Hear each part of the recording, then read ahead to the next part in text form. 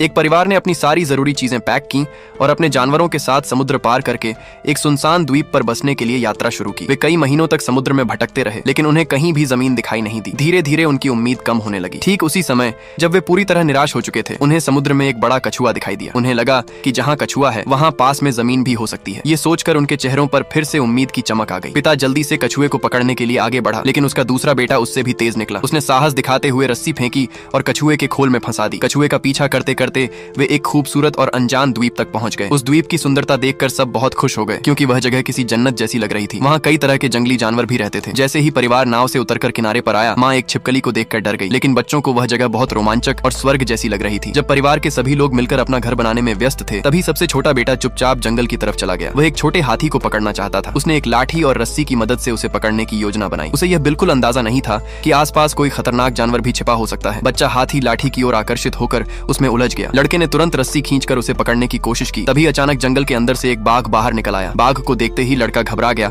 और भागने लगा। हाथी भी डर के मारे पीछे हट गया। बाघ धीरे धीरे लड़के के करीब आने लगा। उसी समय किसी ने बाघ की तरफ लकड़ी का एक टुकड़ा फेंका। दरअसल लड़का पूरी तरह से भागा नहीं था। डर के बावजूद उसने हिम्मत दिखाई और लाठी उठाकर बाघ से लड़ने की कोशिश की, लेकिन इससे बाघ और ज्यादा गुस्से में आ गया। बाघ तेजी से लड़के की ओर दौड़ा। तभी अचानक उसकी माँ अपने 2 कुत्तों के साथ वहाँ पहुंच गई। कुत्तों ने तुरंत बाघ पर हमला कर दिया और उसे वहाँ से भागने पर मजबूर कर दिया। इस घटना के बाद परिवार ने तय किया कि वे इसी द्वीप पर रहेंगे। जंगली जानवरों से सुरक्षित रहने के लिए उन्होंने पेड़ पर एक घर बनाने का फैसला किया। जिस छोटे हाथी की जान उन्होंने बचाई थी, वह अब बड़े बड़े और भारी कामों में उनकी मदद करने लगा। पिता ने अपने घोड़े को भी काम में लगा दिया। कुछ समय तक सब कुछ ठीक चलता रहा, लेकिन कुछ समय बाद माँ को लगने लगा कि पेड़ पर रहना पूरी तरह सुरक्षित नहीं है। जल्द ही उसकी चिंता सच साबित हो गई। एक दिन जब माता पिता घर से बाहर गए हुए थे, तब सबसे छोटा बेटा बंदरों को पेड़ की ऊंचाई पर बैठा देखकर खुद भी पेड़ पर चढ़ने की कोशिश करने लगा। जैसे ही उसने ऊपर की ओर हाथ बढ़ाया, उसका पैर फिसल गया और वह हवा में लटक गया। सौभाग्य से बड़े भाई पास ही थे, इसलिए समय रहते उसे बचा लिया गया, वरना बड़ी दुर्घटना हो सकती थी। इस घटना के बाद माँ बहुत डर गई और उसने तय कर लिया कि वह अब पेड़ पर नहीं रहेगी। उसका कहना था कि जमीन पर रहना ज्यादा सुरक्षित है। अपनी पत्नी को समझाने और मनाने के लिए पति ने एक खास योजना बनाई। कुछ दिनों बाद उसने अपनी पत्नी की आंखों पर पट्टी बांधी और उसे पेड़ वाले घर की ओर ले गया। जब उसकी आंखों से पट्टी हटाई गई तो वह हैरान रह गई। वह कोई साधारण झोपड़ी नहीं थी, बल्कि हवा में बना हुआ एक खूबसूरत 3 कमरों का घर था। घर के चारों तरफ मजबूत रेलिंग लगी हुई थी, जिससे गिरने का खतरा नहीं था। अंदर का सारा सामान भी बहुत अच्छी तरह से सजाया गया था। पानी का घड़ा पूरी तरह भरा हुआ था। सबसे हैरानी की बात यह थी कि पिता ने खुद एक छोटा जनरेटर भी बना लिया था। वही जनरेटर फ्रिज में बर्फ बनाने वाले